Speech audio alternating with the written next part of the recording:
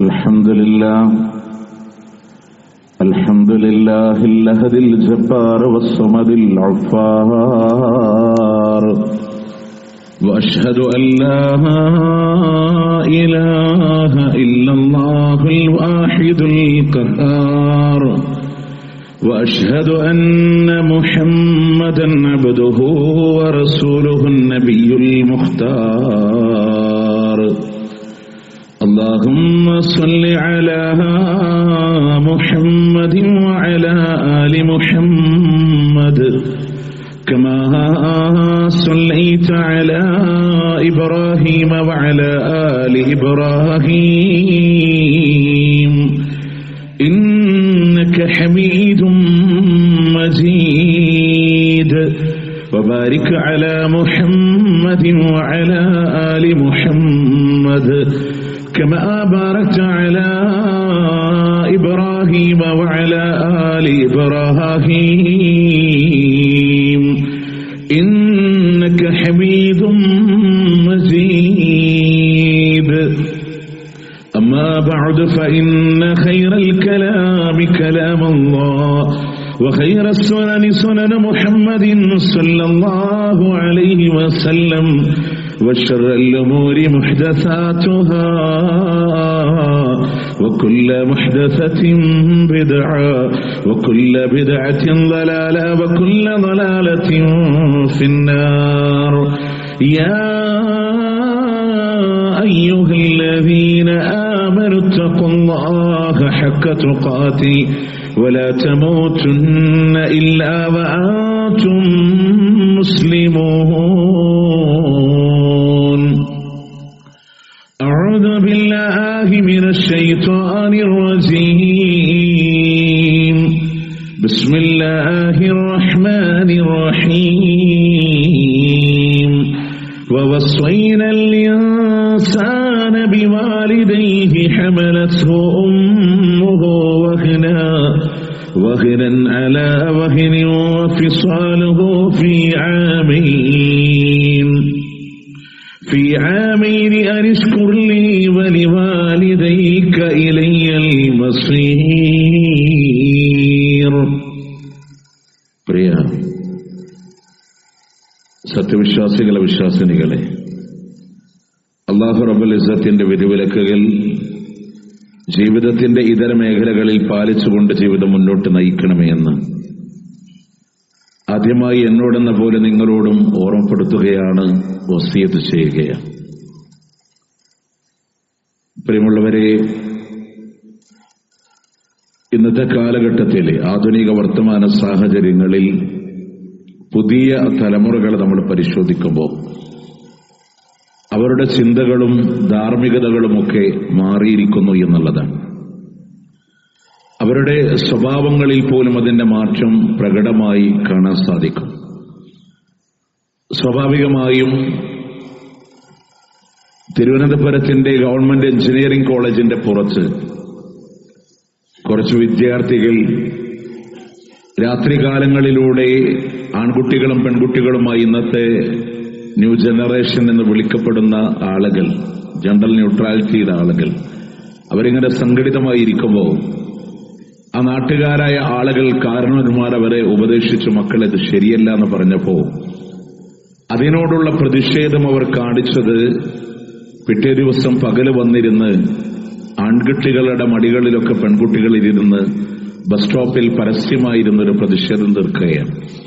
അവരുടെ ഭാഷയിൽ ഇന്നത്തെ ആളുകൾക്ക് നേരം വെളുത്തിട്ടില്ല, അവർക്ക് ധാർമ്മികത എന്താണെന്ന് അറിയുന്നില്ല എന്നാണ് അതിന്റെ വിശദീകരണങ്ങൾ വരിക.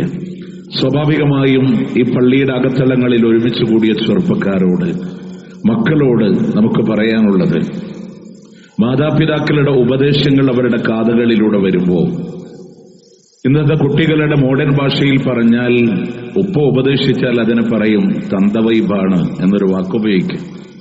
ഉമ്മാന്റെ ഉപദേശത്തിന് പറയും തള്ളവൈബാണ്. അതോടുകൂടെ അതിന് പറയുന്നത് മുഴുവൻ അവിടെ നിന്നിങ്ങനെ കേട്ടിട്ട് പറച്ചിലൊക്കെ കഴിഞ്ഞോ എന്ന് പറഞ്ഞിങ്ങനെ ഇറങ്ങിപ്പോകുന്ന ഒരു സാഹചര്യം, അതെങ്ങനെയെങ്കിലുമൊക്കെ തീർത്ത് കടന്നു പോവുക എന്നുള്ള ഒരു സാഹചര്യങ്ങളിലേക്ക് അവർ തിരിയുമ്പോൾ പ്രിയമുള്ളവരെ അറിയണം, ഓരോ സാഹചര്യങ്ങളിലും തിന്മയുടെ മാർഗങ്ങളിലേക്ക് സഞ്ചരിക്കുമ്പോൾ ആരാണ് മാതാവ്, ആരാണ് പിതാവ്, അവരോടുള്ള കടമകൾ എന്താണ്, ഓരോ നിമിഷങ്ങളിലും തുലനം ചെയ്ത് പഠിക്കപ്പെടേണ്ടുന്ന സന്ദർഭങ്ങളുണ്ട് നമ്മളുടെ ജീവിതത്തിൽ.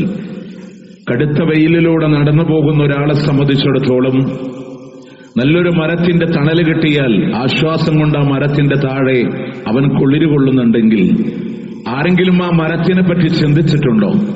ആ വെയിലിനെ തടഞ്ഞു നിർത്തുന്ന, അവിടെ ഒരു സംരക്ഷണം ഈ ആളുകൾക്ക് തീർത്തു കൊടുക്കുന്ന, വെയിലേൽക്കുന്നത് മരമാണ് എന്നതുപോലെ നമ്മൾ അനുഭവിക്കുന്ന ആസ്വാദനങ്ങളുടെ, സന്തോഷങ്ങളുടെ, സുഖങ്ങളുടെ പിന്നിൽ നമ്മളുടെ മാതാപിതാക്കളുടെ ത്യാഗമുണ്ട്. അതിനൊരിക്കലും വിസ്മരിച്ചു കളയാൻ കഴിയില്ല. അതുകൊണ്ടാണ് അല്ലാഹു സുബ്ഹാനഹു വ തആല ഞാൻ ആമുഖമായി നിങ്ങളെ ഓതി കേൾപ്പിച്ച ആയത്തിൽ അല്ലാഹു തആല പറയുന്നുണ്ട്, വവസ്സൈനൽ ഇൻസാൻ, മനുഷ്യനോട് നാം ഉപദേശം കൊടുക്കുകയാണ്, വസിയത്ത് നൽകുകയാണ്, ബിവാലിദൈഹി, അവന്റെ മാതാപിതാക്കളുടെ വിഷയത്തിലാണ്. എന്നിട്ട് അല്ലാഹു പറയാണ്, ഹമലത്ഹു ഉമ്മുഹു വഹനൻ അലാ വഹൻ, പ്രയാസത്തിന് മേലെ പ്രയാസം ചുമന്നുകൊണ്ടാണ് അവന്റെ മാതാവ് അവന് ഗർഭം ചുമന്നത് എന്ന് അല്ലാഹു സുബ്ഹാനഹു വ തആല. അതിനെ നിസ്സാരമായൊരു വാക്കായി എടുത്തു കളയാനുള്ളതല്ല. കേവലം 12.5 ഗ്രാം തൂക്കം വരുന്ന ഒരു തൂക്കത്തിൽ നിന്നും അവന്റെ മാതാവ് അവന്റെ ഗർഭത്തിലൂടെ ഗർഭം ചുമന്ന് നടക്കുന്ന കാലമത്രയും നിങ്ങളറിയോ, ഒരു ഉമ്മാക്ക് കിടക്കാൻ ഒരു രീതി ഉണ്ടാവും, ഒരു ശൈലി ഉണ്ടാവും. ആ കിടക്കുന്ന ശൈലികളിൽ നിന്ന് പ്രഗ്നന്റ് ആവുന്ന സമയങ്ങളിൽ ഡോക്ടേഴ്സ് പറയും ഇങ്ങനെ കിടക്കാൻ പാടില്ല. ആ കുട്ടിയുടെ സുരക്ഷിതത്വത്തിനെ ഓർത്ത് അവരുടെ ജീവിതത്തിന്റെ സുഖങ്ങളെ അവർ ത്യജിച്ചു കളയുകയാണ്. മര്യാദക്കൊരു ഭക്ഷണം പോലും ചില സന്ദർഭങ്ങളിലൂടെ കഴിക്കാൻ അവരെ കൊണ്ട് കഴിയാറുണ്ടായിരുന്നില്ല. അങ്ങനെയൊക്കെ ത്യാഗങ്ങൾ അനുഭവിച്ച് നിങ്ങളെ ഗർഭം ചുമന്ന ആ മാതാവ് പ്രയാസത്തിന്റെ മേലെ പ്രയാസം ചുമന്നുകൊണ്ട്, മക്കളെ നമ്മൾ ആലോചിച്ച് നോക്കിയ ചെറിയൊരു നിമിഷമെങ്കിലും ഈ ഭാരമൊന്ന് ഇറക്കി വെച്ചൊന്ന് റെസ്റ്റ് എടുക്കാൻ അവരെ കൊണ്ട് കഴിയുന്നുണ്ടോ? ആ പ്രസവം നടക്കുന്ന കാലമത്രയും ആ ഗർഭം ചുമന്ന് നടക്കാണ്. എല്ലാ പ്രയാസങ്ങളും അവർ അനുഭവിക്കുന്നുണ്ട്. ഒരുപക്ഷെ കാലിന്റെ മേലെ നീരിങ്ങനെ വന്നു നിൽക്കുന്ന സാഹചര്യങ്ങളുണ്ട്. എന്നിട്ടും നിങ്ങൾക്കറിയോ, ആ ഗർഭകാലഘട്ടത്തിൽ കുഞ്ഞിന്റെ ചലനം തുടങ്ങി, ഒരു 7 മാസങ്ങൾ പ്രായമാകുമ്പോ അനക്കം തുടങ്ങിയെന്ന് ഇന്നിന്റെ ഭാഷയിൽ നമ്മൾ പറയുന്നുവെങ്കിൽ, ആ കുഞ്ഞു മാതാവിന്റെ ഗർഭപാത്രത്തിൽ ചവിട്ടുമ്പോ ഉമ്മാക്ക് സന്തോഷാണ്. പക്ഷെ ഉമ്മ അനുഭവിക്കുന്നത് വേദനയാണ്. ആ വേദന അനുഭവിച്ചില്ലെങ്കിൽ ഉമ്മാക്ക് സങ്കടം വരാൻ, എന്റെ മകൻ എന്തുകൊണ്ട് അനങ്ങുന്നില്ല, എന്റെ മകൾ എന്തുകൊണ്ട് അനങ്ങുന്നില്ല. ഇങ്ങനെ കഷ്ടപ്പെട്ട് നിങ്ങളെ ഗർഭം ചുമന്ന് വളരെ ലളിതമായി ഒരു കല്ല് നമ്മുടെ വയറിന്റെ മേലെ വെച്ച് കെട്ടി ഒരു 9 മാസം അങ്ങാടിയിലൂടെ ജീവിക്കാൻ പറഞ്ഞാൽ നാട്ടിലെ ജീവിതം നടത്താമെന്ന് നമ്മളെ കൊണ്ട് കഴിയില്ല. അത്രയൊക്കെ ത്യാഗം അവർ നമുക്ക് വേണ്ടി അനുഭവിച്ചവരാണ്. അതുകൊണ്ടാണ് അല്ലാഹു പറഞ്ഞ ഹമലത്ഹു ഉമ്മുഹു വഹനൻ അലാ വഹൻ, പ്രയാസത്തിന്റെ മേലെ പ്രയാസം ചുമന്നുകൊണ്ടാണ്. നമ്മളൊന്ന് ദേഷ്യപ്പെടാറില്ല അവരോട്, ശക്തമായ ഭാഷകൾ ഉപയോഗിക്കാറില്ല അവരോട്. അല്ലാഹു പറയും അത്രയും ത്യാഗം അവരവിടെ അനുഭവിക്കുന്നുണ്ടെങ്കിൽ വീണ്ടും അല്ലാഹു പറഞ്ഞു ഫിസാലുഹു ഫി ആമൈൻ, അവർക്ക് മുല കൊടുത്ത് വളർത്തിക്കൊണ്ടുവന്നത് 2 വർഷക്കാലമാണ്. ഈ 2 വർഷക്കാലവും മാതാവ് ഭക്ഷണം കഴിച്ച് നിങ്ങൾക്കറിയാം, സ്വസ്ഥമായ ഒരു ഉറക്കം പോലും അവരുടെ ജീവിതങ്ങളിലൂടെ ലഭ്യമാവണില്ല. പകല് വീട്ടിലെ ജോലികളുണ്ടാകും, ആ സമയത്ത് കുട്ടി കിടന്നുറങ്ങും. അതിനിടയിൽ ഇടക്കിടക്ക് കുഞ്ഞിനെ വന്നെടുക്കും, അവരുടെ കാര്യങ്ങൾ ശ്രദ്ധിക്കും. രാത്രികാലങ്ങളിൽ സ്വസ്ഥമായി ഒന്നുറങ്ങാമെന്ന് വിചാരിക്കുമ്പോഴാണ് ആ കുഞ്ഞ് കരയാൻ തുടങ്ങുന്നത്. ആ സമയത്ത് പോലും അറപ്പ് വരാതെ, മടുപ്പ് വരാതെ ചേർത്ത് വെച്ച് കുഞ്ഞിനെ ചേർത്ത് വെച്ച് വളർത്തിയ ആ ഉമ്മാനോട് ഏതെങ്കിലും രീതിയിലൂടെ വെറുപ്പ് തോന്നുന്നുവെങ്കിൽ അല്ലാഹു മാപ്പ് തരുമെന്ന് വിചാരിക്കാനില്ല കേട്ടോ. അതുകൊണ്ട് അല്ലാഹു പറഞ്ഞു അത്രമേൽ കഷ്ടപ്പാടാണ്. നിങ്ങളൊക്കെ ഒരു കാര്യം കൂടെ ആലോചിച്ച് നോക്ക്. ഒരുപക്ഷെ ആ കുഞ്ഞിന്റെ മോണ കാട്ടിയുള്ള ചിരികളിൽ നിന്ന് മാറി കിന്നരിപ്പല്ല് മുളച്ചു വരുന്ന ഒരു സാഹചര്യങ്ങളിൽ മാതാവിന്റെ മാറിടത്തിൽ പാല് നുകരുമ്പോ, അവൻ ആഗ്രഹിക്കുന്ന രൂപത്തിലൂടെ പാല് കിട്ടാതെ വരുമ്പോ, കിന്നരിപ്പല്ലുകൊണ്ട് മാതാവിന്റെ മാറിടത്തിലൂടെ കടിക്കുമ്പോ മുല്ലമുട്ട് പോലെ പാല് വരുന്നതിന് പകരം രക്തത്തിന്റെ തുള്ളി വരുമ്പോഴും ഉമ്മാക്ക് വേദനിക്കുന്നടാ എന്ന് പറഞ്ഞ മകനെ തലോടുന്ന ഉമ്മാനെ എവിടെയാ പ്രിയമുള്ളവരെ നമുക്ക് ശകാരിക്കാൻ മനസ്സ് വരുന്നത്? കണ്ടോ, ഉപാധികളില്ലാതെ മാപ്പ് കൊടുക്കാൻ നമ്മളുടെ മനസ്സിൽ ഒരു മാതാപിതാക്കള്, ഒരുപക്ഷെ അവർ നമ്മളോടൊരു തെറ്റ് ചെയ്താൽ പോലും ഉപാധികളില്ലാതെ മാപ്പ് കൊടുക്കാൻ ലോകത്ത് ഒരു വിഭാഗമുണ്ടെങ്കിൽ അവർ മാതാപിതാക്കളാണ്, ഉമ്മയാണ്, ബാപ്പയാണ്. അതുകൊണ്ട് അല്ലാഹു പറയാ, അരിഷ്കുർലി വലിവാലിദൈ, നിങ്ങൾ എനിക്ക് നന്ദി ചെയ്യണം. അതോടൊപ്പം അല്ലാഹു പറഞ്ഞു, നിങ്ങളുടെ മാതാപിതാക്കളോട് നന്ദി ചെയ്യണമെന്നാണ് അല്ലാഹു സുബ്ഹാനഹു വ തആല പറയുന്നത്. അവർ നമ്മളായിരിക്കും, നമ്മൾ എവിടെ അസ്വസ്ഥമാകുന്നു, നമ്മളുടെ മുഖം എപ്പോഴാ വാടേണ്ടത്. ഇബ്നു സീരീൻ എന്ന് പറയുന്ന മഹാനായ പണ്ഡിതൻ, അദ്ദേഹത്തിന്റെ മുഖം ഇങ്ങനെ അസ്വസ്ഥമാണ്, മുഖത്തിങ്ങനെ വിവരണമായി കൊണ്ടേയിരിക്കുന്നുണ്ട്. എന്താണെന്നറിയോ, അദ്ദേഹത്തിന്റെ കൂടെ മാതാവുള്ള സമയങ്ങളിൽ ഉമ്മാക്ക് തൃപ്തി വന്നിട്ടുണ്ടാകുമോ, ഉമ്മാക്ക് സന്തോഷം വന്നിട്ടുണ്ടാകുമോ എന്ന് കരുതിയിട്ടാണ് പ്രിയമുള്ളവർ അദ്ദേഹത്തിന്റെ മുഖം ഇങ്ങനെ അസ്വസ്ഥമായി കൊണ്ടേയിരിക്കുന്നത് എന്നുണ്ടെങ്കിൽ, അവരുടെ മനസ്സിനെ നമ്മൾ കുത്തിനോവിക്കുമ്പോ അല്ലാഹു തആല അവന്റെ ജന്മം പോലും കൊടുത്ത മാതാവിന്റെ വേദനകളെ സംബന്ധിച്ച് പറയുമ്പോ, ഈ ശരീരത്തിലെ കൈയിന്റെ എല്ലൊന്ന് പൊട്ടിയ ഭയങ്കര അസ്വസ്ഥതയാണ്, വേദനയാണ്. ഉറങ്ങാൻ ഒരുപക്ഷെ പ്രയാസം ഉണ്ടാവും. ശരീരത്തിന്റെ 22 അസ്ഥികൾ ഒരേ സമയം പൊട്ടുന്ന വേദന കടിച്ചമർത്തി നമുക്ക് ജന്മം തന്ന നമ്മുടെ ഉമ്മാനോട് പ്രിയമുള്ളവരെ, ആ വേദനയിൽ നിന്ന് ചില മക്കളൊക്കെ പറയുന്നത് അതൊക്കെ സിസേറിയനായിരുന്നില്ല, ഒന്നും അറിഞ്ഞിട്ടില്ല. അതാണ് അള്ളാന്റെ ഖുർആൻ 39-ാം അധ്യായത്തിന്റെ 6-ാമത്തെ ആയത്തിൽ പറഞ്ഞ പോലെ, ഫിളുലുമാത്തിൻ സലാസ, 3 ഇരുട്ടറകളിൽ, ആ 3 ഇരുട്ടറകൾ കീറിയിട്ട് അതിനെ പുറത്തെടുത്തേ. ആ 3 ഇരുട്ടറകളും തുന്നിച്ചേർത്തതാണ്. അതും കഴിഞ്ഞിട്ട് ആ കുഞ്ഞിന് ലോകത്തിൽ ഏറ്റവും ആദ്യത്തെ മനോഹരമായ മുഹൂർത്തത്തിന് വേണ്ടി സാക്ഷ്യം വഹിക്കുമ്പോ, മാതാവിന്റെ ആ കുഞ്ഞിന് വേണ്ടി പാല് കൊടുക്കുന്ന നിമിഷങ്ങളിൽ ഒന്ന് ചെരിഞ്ഞു കിടക്കുമ്പോ അനുഭവിക്കുന്ന വേദനയുടെ കാഠിന്യം എത്രയാണെന്നറിയോ? എന്നിട്ടും അത് സഹിച്ച് ആ കുഞ്ഞിന് പാല് കൊടുത്ത് വളർത്താനുള്ള അവരുടെ വ്യഗ്രതയാണ്, അവരുടെ സ്നേഹമാണ് ഇന്ന് കണ്ടില്ല എന്ന് നടിക്കുന്നവർ. മക്കളെ ദേഷ്യപ്പെടണില്ലേ? അവരോട് ദേഷ്യം വരാറില്ലേ? വാപ്പാനോട് കോപം വരാറില്ലേ? ഉമ്മാനോട് ശകാരിക്കുന്ന മക്കളില്ലേ? അറിയോ നിങ്ങൾക്ക്, ഒരുപക്ഷെ നമ്മളുടെ കയ്യിൽ ഇന്നത്തെ ആധുനിക കാലഘട്ടങ്ങളിൽ ആൻഡ്രോയിഡ് ഫോണുകളും ആപ്പിൾ ഫോണുകളും അതിന്റെ പരമോന്നതയിൽ ഉപയോഗിക്കാൻ ശീലമായ നമ്മളുടെ കയ്യിൽ ഒരുപക്ഷെ ഫോൺ കൊണ്ടുവന്ന് ഇതൊന്ന് പറഞ്ഞുതാ എന്ന് പറയുമ്പോൾ സ്വാഭാവികമായി നമ്മൾ എന്താ ചെയ്യാം? അതിന് പെട്ടെന്ന് ചെയ്തു കൊടുക്കും. രണ്ടാമതും പറയുക ഒന്ന് പറഞ്ഞുകൊണ്ട് 2-3 വട്ടം പറഞ്ഞ നമ്മൾ പറയും, നിങ്ങൾക്ക് വേറെ പണിയൊന്നുമില്ലേ, നിങ്ങൾ അതിനൊന്നും ആയിട്ടില്ല. ഇങ്ങനൊക്കെ ഉപദേശിക്കുന്ന മക്കളെ കാണാൻ പറ്റും. അതെന്താന്ന് ചോദിച്ചാൽ നമ്മൾ ഒരിക്കൽ പറഞ്ഞു കൊടുക്കും. രണ്ടാമത് അതെന്താന്ന് ചോദിച്ചാൽ നമ്മൾ പറയും, നിങ്ങളോട് തന്നെയല്ലേ പറഞ്ഞേ. പ്രിയമുള്ളവരെ, നാക്കിങ്ങനെ ഉറച്ചു വരണ സംസാരത്തിന്റെ ഒരു കാലഘട്ടം ഉണ്ടായിരുന്നു. ആ കാലഘട്ടത്തിൽ നമ്മൾ ചോദിച്ചു ഉമ്മാനോട്, ഉമ്മ അതെന്താണ്? ഉമ്മ പറഞ്ഞു. രണ്ടാമതും ചോദിച്ചു പറഞ്ഞു.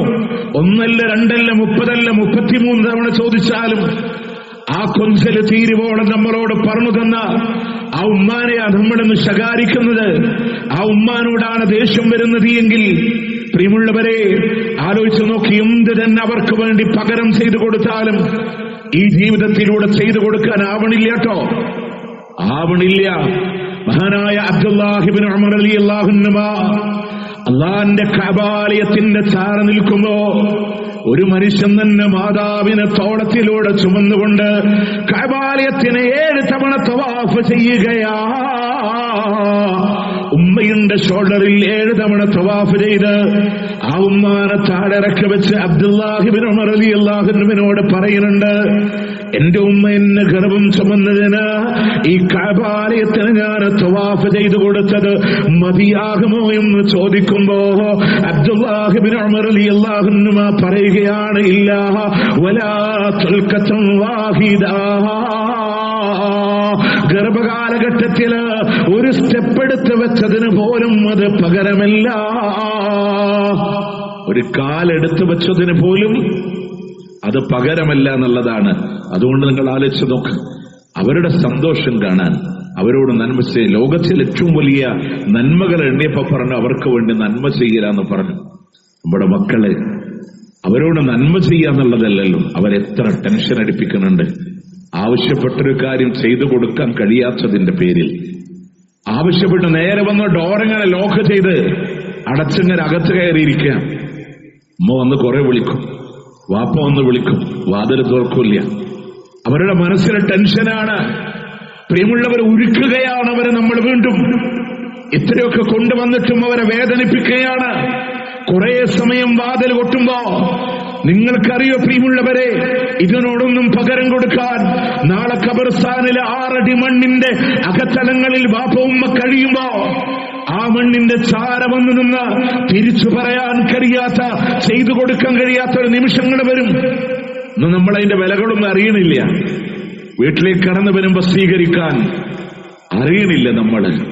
നമ്മളതൊന്നും ചിന്തിക്കണില്ല. നമുക്ക് ലോകത്ത് അതൊഴിഞ്ഞു പോകുമ്പോ കിട്ടുന്ന ഒരു വേദന ഉണ്ടല്ലോ, ഒരു പ്രയാസം ഉണ്ടല്ലോ, അവരുടെ ജീവിതത്തിൽ ഇല്ലാതായി വരുമ്പോ അന്ന് നമ്മുടെ മനസ്സ് പറയും, റബ്ബേ എന്റെ ഉമ്മ ഒന്നുണ്ടായിരുന്നെങ്കിൽ. ഞാൻ ചോദിക്കും, പല ഗൾഫുകാരോട് ഉണ്ടാവൂല, പെരുന്നാൾ ദിവസം നമ്മൾ നാട്ടിലേക്ക് ഫോൺ വിളിക്കും. ആരാ ആദ്യം ഫോൺ എടുക്കുക? നമ്മൾ പറയും വൈഫിനാണ് ഫോൺ കൊടുക്കും, അവര് സംസാരിക്കും. പെരുന്നാളിനാണെങ്കിൽ അവർ ചോദിക്കും നമ്മളോട്, എന്താണ് പിന്നെ കാര്യങ്ങളൊക്കെ, ഇവിടെ കുട്ടികൾക്ക് വേണ്ടി വസ്ത്രം വാങ്ങിയത്, ഭക്ഷണം ഉണ്ടാക്കിയത്, പെരുന്നാളിന്റെ ആഘോഷങ്ങളൊക്കെ പറയും. പെങ്ങളുടെ കയ്യിൽ ഫോൺ കൊടുത്താലും പറയും അളിയന്റെ വീട്ടിൽ നിന്ന് വരുന്ന ആളുകളും അവർക്ക് വേണ്ടി ഒരുക്കിയ സൽക്കാരങ്ങളും. മക്കൾ ഓരോരുത്തരും പറയും അവർക്ക് കിട്ടിയ വസ്ത്രങ്ങൾ, ജീൻസാണ്, ടീഷർട്ടാണ്, ഉടുപ്പാണ് ഒക്കെ പറയും. അവസാനം ഉമ്മാന്റെ കയ്യിൽ ഫോൺ കൊടുത്ത് ഉമ്മ ചോദിക്കണ ചോദ്യം, മോനെ നീ എന്താടാ കഴിച്ചേ, നീ എന്താ കഴിച്ചത് ചോദിക്കാൻ ഉമ്മയാണ്. അതല്ല നിങ്ങൾക്ക് പറയാൻ പറ്റുമോ? അവരുടെ മനസ്സിൽ ഏറ്റവും വലിയ നീറ്റൽ അവിടെയാണ്. നിങ്ങൾ ആലോചിച്ചൊക്കെ, പ്രവാസ ജീവിതത്തിൽ നിന്ന് നൊമ്പരങ്ങൾ നമ്മളാരും പറഞ്ഞു കൊടുത്തിട്ടുണ്ടാവില്ല. പക്ഷെ പെരുന്നാളിന് അന്നതാ ഭക്ഷണം കഴിച്ച് ഞങ്ങൾ ജോലിക്ക് പോകുന്ന ആൾക്കാരാണ്. ഉമ്മാനോട് പറഞ്ഞ് ഉമ്മാന്റെ മനസ്സ് നീറും. കാരണം അവർ അത്രയും നമുക്ക് വേണ്ടി സ്നേഹിക്കുന്നുണ്ട്. അവർ നമുക്ക് വേണ്ടി അള്ളാനോട് പറയുന്നുണ്ട്. ഒരുപക്ഷേ നമ്മളുടെ ഈ യാത്രകളിൽ പ്രിയമുള്ളവരെ, രാവും പകലുമില്ലാത്ത ഓടിയുള്ള യാത്രകളിൽ ഒരു സുരക്ഷിതത്വം പോലും അവരുടെ പ്രാർത്ഥനകൾക്ക് അള്ള തന്ന കാവലായിരിക്കാം. അവരോടുള്ള സ്നേഹം എങ്ങനെ കാണിക്കണമെന്ന് നിങ്ങൾക്കറിയാം. മഹാനായ അലി റളിയല്ലാഹുവിന്റെ പേരക്കുട്ടിയുണ്ട്, ഹസൻ റളിയല്ലാഹുവിന്റെ മകൻ സൈനുൽ ആബിദീൻ. ആ സൈനുൽ ആബിദീൻ മഹാപണ്ഡിതനാണ്, തഖ്വയുള്ള ഒരു മനുഷ്യനാണ്. മദീനയുടെ വീടുകളിലൊക്കെ ആരും അറിയാതെ ഭക്ഷണപ്പൊതികളൊക്കെ എത്തിച്ചിരുന്ന, അങ്ങനെ സ്വതക്ക ചെയ്തിരുന്ന സൈനുൽ ആബിദീൻ. അദ്ദേഹം പണ്ഡിതനായിട്ട് പോലും ഉമ്മാനോട് വലിയ സ്നേഹം എല്ലാവർക്കും അറിയാം. പക്ഷെ അദ്ദേഹത്തോട് ചോദിക്കുന്നുണ്ട്, സൈനുൽ ആബിദീൻ, താങ്കളെ മാതാവിനോട് ഇഷ്ടമുള്ള ആളാണല്ലോ, പക്ഷെ ഉമ്മാന്റെ കൂടെ ഭക്ഷണം കഴിക്കുമ്പോ അങ്ങ് ഭക്ഷണം കഴിക്കാറില്ല. ഉമ്മ കഴിക്കുന്നത് നോക്കിയിരിക്കുക മാത്രമാണ്. എന്തുകൊണ്ടാണ് ഉമ്മാനോട് സ്നേഹമുള്ള താങ്കള് ഉമ്മാന്റെ കൂടെ ഭക്ഷണം കഴിക്കാത്തത്? അവര് പറഞ്ഞ മറുപടി എന്താണെന്നറിയോ?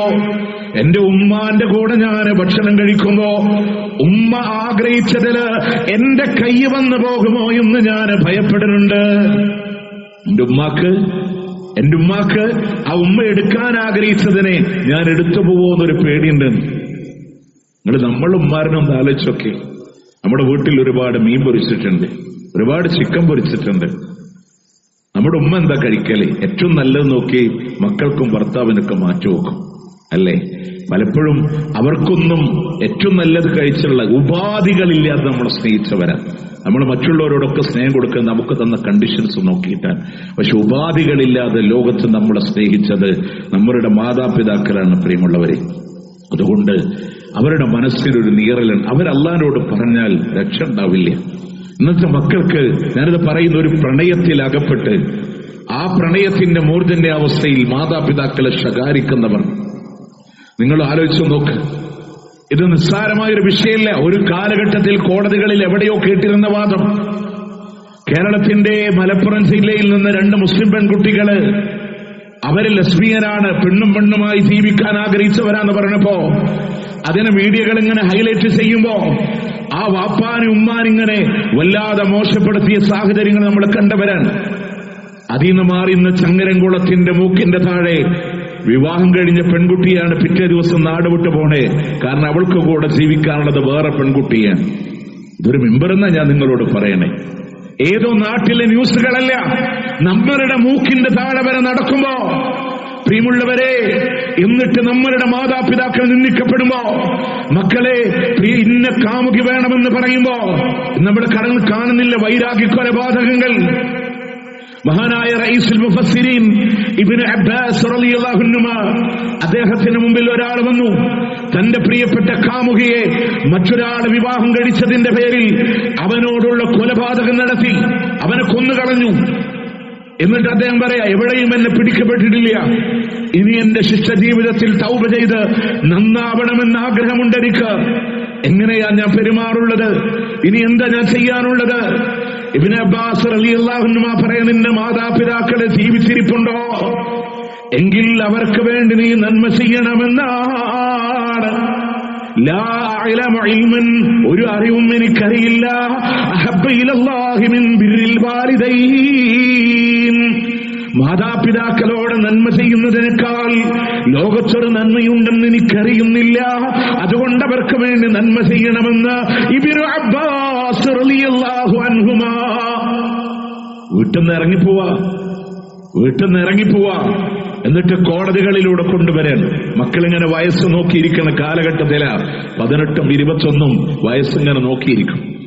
18 വയസ്സായ മോളോട് നീ പറന്നു വീണ കാലഘട്ടങ്ങളിൽ, സ്വന്തമായി ഒന്ന് ശബ്ദിക്കാൻ പോലും കഴിയാത്ത കാലഘട്ടങ്ങളിൽ, ഒന്നും എടുക്കാൻ കഴിയാത്ത കാലഘട്ടങ്ങളിൽ നിങ്ങളുടെ മാറിനോട് ചേർത്ത് പിടിച്ച് ഭക്ഷണം നിന്ന പാലൂട്ടിയ മാതാവില്ലേ? പ്രിയമുള്ളവരെ, ലോകത്ത് നിങ്ങൾ ആദ്യമായി കണ്ട മുഖമേതാണെന്നറിയോ? അത് ഉമ്മാന്റെ മുഖം. 28ാമത്തെ ദിവസമാണ് അള്ളാഹു കാഴ്ച തരുന്നത്. ആ കാഴ്ചയുടെ ദൈർഘ്യമെന്ന് പറയുന്നത് മാറിടത്തിൽ നിന്ന് മുഖത്തിലേക്കുള്ള ദൂരം മാത്രമാണ്.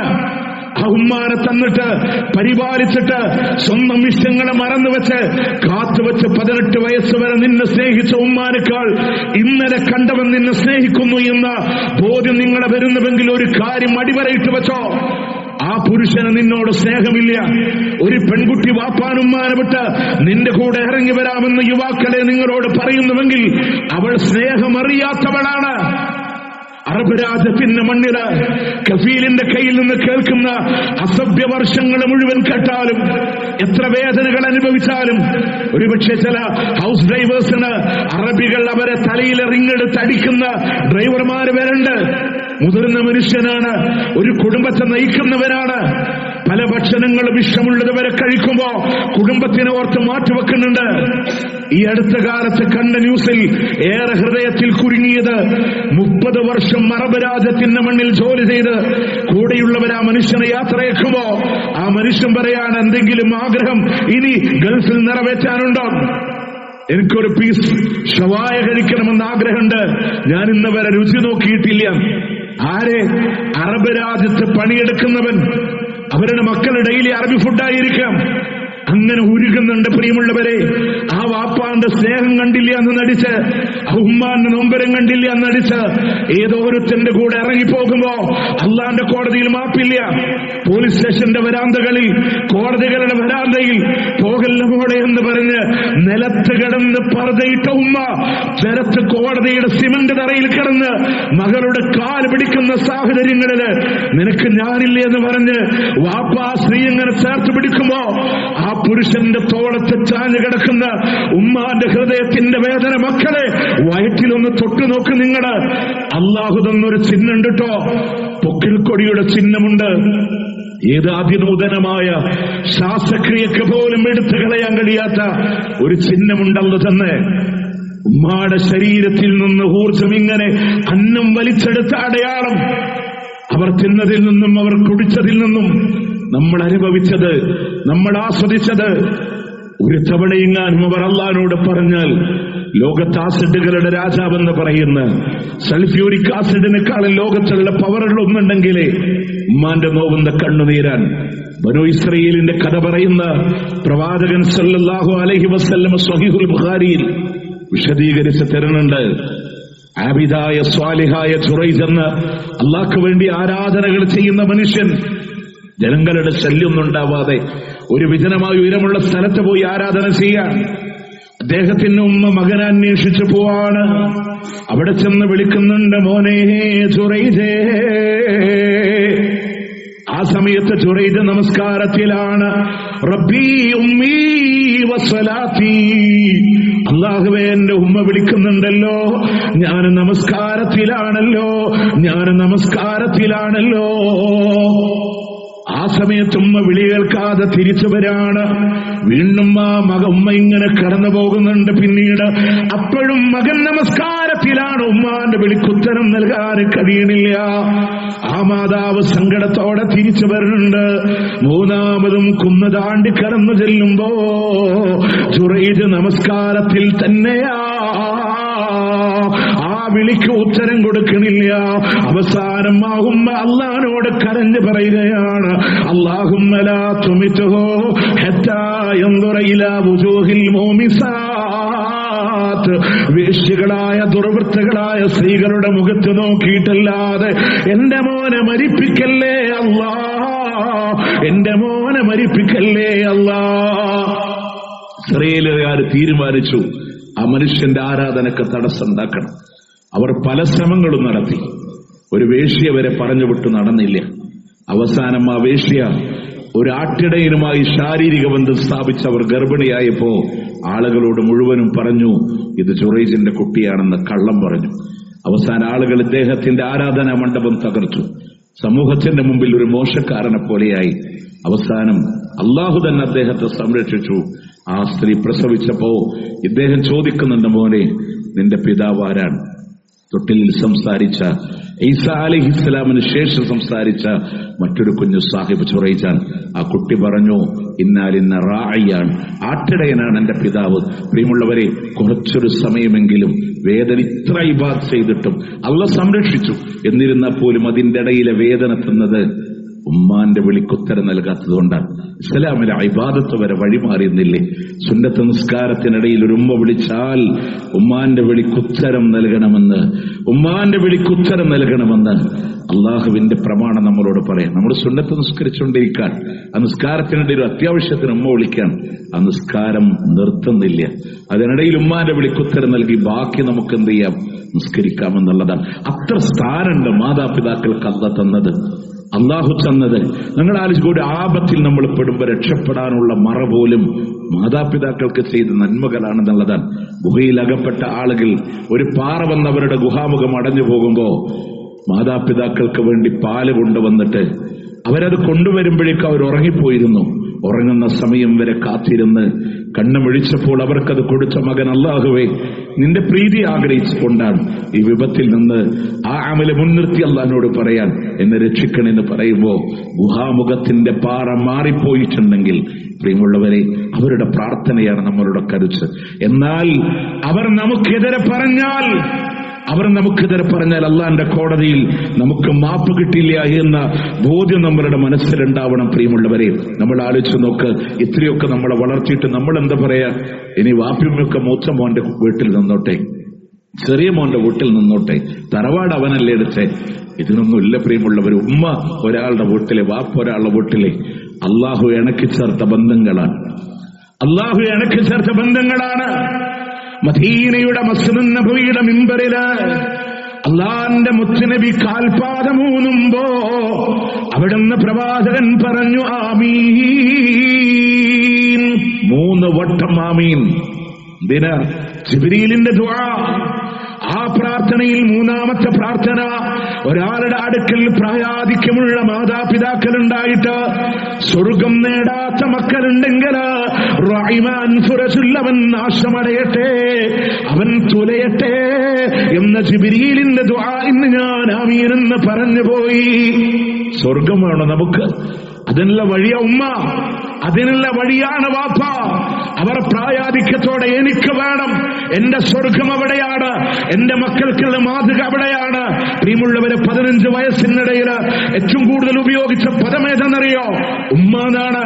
ഇന്ന് ഇത്രയും വലിയ മനുഷ്യനായില്ലേ, കല്ല് തട്ടി അറിയാതെ വീഴുമ്പോഴും നാവിലൂടെ വരുന്ന വാക്ക് ഉമ്മ. ഇല്ലേ ഇല്ല പ്രിയമുള്ളവരെ, ഒരു അഭയം, ഒരു ഭയം വരുമ്പോ ഏറ്റവും കൂടുതൽ ഓടിച്ചെന്നത് ആരുടെ തണലിലാണ്? എന്റെ ബാപ്പ, പ്രിയപ്പെട്ട ഉപ്പ. ഇന്ന് നമുക്ക് അവരെ വേണ്ട തോന്നുന്നുണ്ടോ? നമ്മൾ വിചാരിക്കുക എന്റെ ചെലവിലാണ്, ഞാൻ വലിയ ടോപ്പാണ്. കാരുണ്യത്തിന്റെ ചിറക് അവർക്ക് വേണ്ടി താഴ്ത്തിക്കൊടുത്തോന്ന. അതിലെന്താ വാക്കിന്റെ ഒക്കെ അർത്ഥം? എത്ര ഉന്നതിയിൽ പറക്കുമ്പോഴും താഴേണ്ടത് എവിടെയാണ്? മാതാപിതാക്കളുടെ മുന്നിലാണ് എന്ന് നമ്മൾ മനസ്സിലാക്കുക. അവർക്ക് വേണ്ടി താഴ്ന്നു കൊടുക്കാൻ, ഒറ്റ വാക്കുകൂടെ അവർക്ക് വേണ്ടിയുള്ള പ്രാർത്ഥന, റബ്ബിർഹംഹുമാ കമാ റബ്ബയാനി സ്വഗീറ. നമ്മൾ അല്ലാഹുവോട് പറയാം, അല്ലാഹു അവർക്ക് കരുണ ചെയ്യുന്നതുപോലെ ചെറുപ്പത്തിൽ എന്നോട് കരുണ ചെയ്ത പോലെ. ആ വാക്കിന്റെ അർത്ഥം എന്താ? നമ്മൾ പലപ്പോഴും അറിയുന്നില്ലല്ലോ എങ്ങനെയൊക്കെ നമ്മളെ പരിപാലിച്ചു. പ്രിയമുള്ളവർ, ഒരു ഏറ്റവും വലിയ സന്തോഷം നമ്മളുടെ സന്തോഷല്ലേ. ഒരു കൂലിപ്പണിക്കാരന് കിട്ടുന്ന 800 രൂപക്ക് അയാൾക്ക് ഇഷ്ടമുള്ള ഭക്ഷണം കഴിച്ച് വീട്ടിലേക്ക് കടന്നു വരായിരുന്നു അല്ലേ? പക്ഷെ അദ്ദേഹം കഴിക്കണില്ലല്ലോ, ഭാര്യക്കും മക്കൾക്കൊക്കെ വേണ്ടി കരുതി വെച്ചു. നിങ്ങൾ ആലോചിച്ചൊക്കെ അയാളുടെ ജീവിതം ആയുസ് മുഴുവൻ ഗൾഫില്.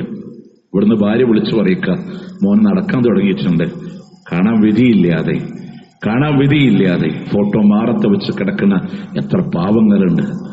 ഒരു പെൺകുട്ടി വളർന്നു വരുമ്പോ ഒരു നിശ്ചിത കാലം കഴിഞ്ഞാൽ അവരെനിക്കൊന്ന് വാരിപ്പണമെന്ന് കിടക്കാൻ പോലും പറ്റൂലല്ലോ എന്ന് സങ്കടപ്പെടുന്ന എത്ര ഗൾഫുകാരുണ്ട്.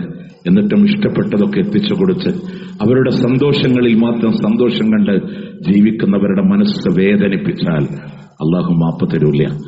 വിവാഹിതരായ ആളുകളോട് അവരുടെ പലപ്പോഴും പല സഹോദരിമാര് പറയും, അത് ഭർത്താവിന്റെ വാപ്പല്ലേ, ഭർത്താവിനോട് എനിക്ക് കടമുള്ളൂ, ഭർത്താവിന്റെ വാപ്പാനോട് ഉമ്മാടൊന്നില്ല.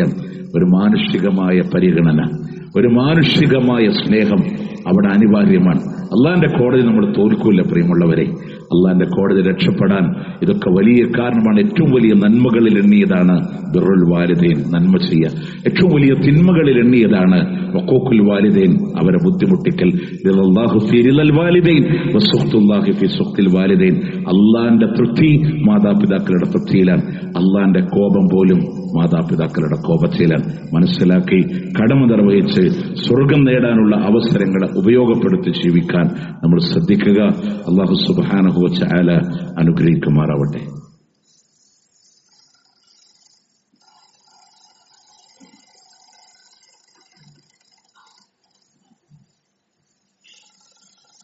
അൽഹംദുലില്ലാഹി റബ്ബിൽ ആലമീൻ والعاقبة للمتقين ولا عدوان إلا على الظالمين. أصلي وأسلم على رسوله النبي الكريم وعلى آله وصحبه أجمعين. أما بعد اتقوا الله يا عباد الله. അള്ളാഹുവിനെ സൂക്ഷിച്ചുകൊണ്ട് ജീവിക്കണമേ എന്നൊരിക്കൽ കൂടി ഓർമ്മപ്പെടുത്തുകയാണ്, വസിയത്ത് ചെയ്യുകയാണ്.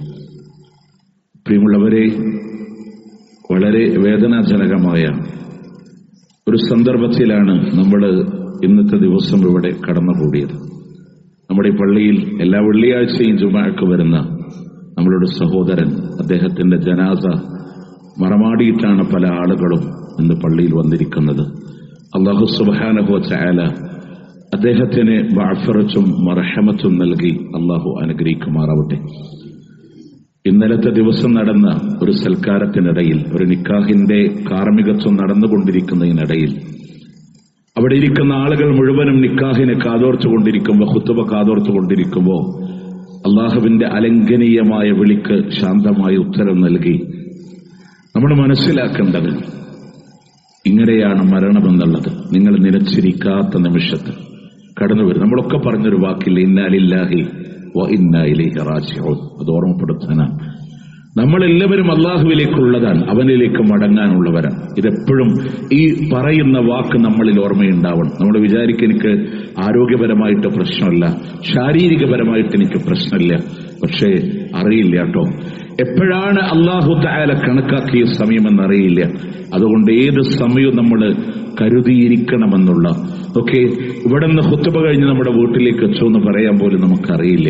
പക്ഷേ എപ്പോ വിട പറഞ്ഞാലും പത്തരമാറ്റ ഈമാനിന്റെ റൂഹായി ലോകത്തോട് വിട പറയാൻ അള്ളാന്റെ മുത്തനബി നമ്മളോട് പഠിപ്പിച്ച അക്സിറു ദിക്റ ഹാദിമൽ ലസ്സാത്ത്, സുഖഭോഗങ്ങളുടെ അന്ധകനായ മരണത്തിന്റെ ചിന്തകളെ നമ്മൾ അധികരിപ്പിക്കണമെന്നാണ്. നമ്മുടെ മനസ്സിൽ ഇപ്പോഴാ ചിന്ത ഉണ്ടാവണം. ഇനി ഖുതുബ കഴിഞ്ഞ് ഇൻഷാ അല്ലാഹ് നിസ്കാരത്തിലേക്ക് നമ്മൾ കടന്നു വരുമ്പോ, ആ നിസ്കാരത്തിൽ നമ്മൾ കൈകെട്ടി നിസ്കരിക്കുമ്പോ മനസ്സിൽ വരേണ്ടത് ഒരു പക്ഷേ എന്റെ ജീവിതത്തിലെ അവസാനത്തെ നിസ്കാരമായിരിക്കാം.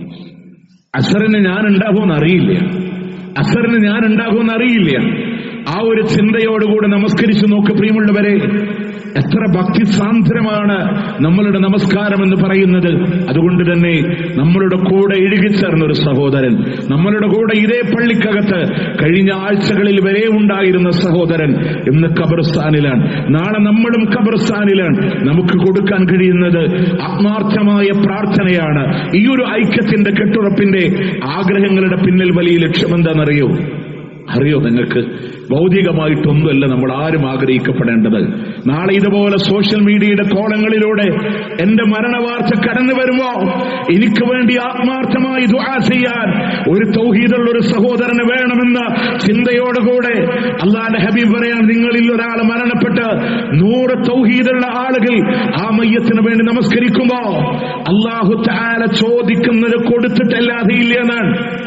നമ്മളിങ്ങനെ പറയാം, അള്ളാഹിനോട് അല്ലാഹുമ്മ അഗ്ഫിർ ലഹു വർഹംഹു, അല്ലാഹുവേ പുറത്തു കൊടുക്കല്ല, കരുണ ചെയ്യല്ല, അല്ലാഹു ഉത്തരം കൊടുക്കുമെന്നാണ്.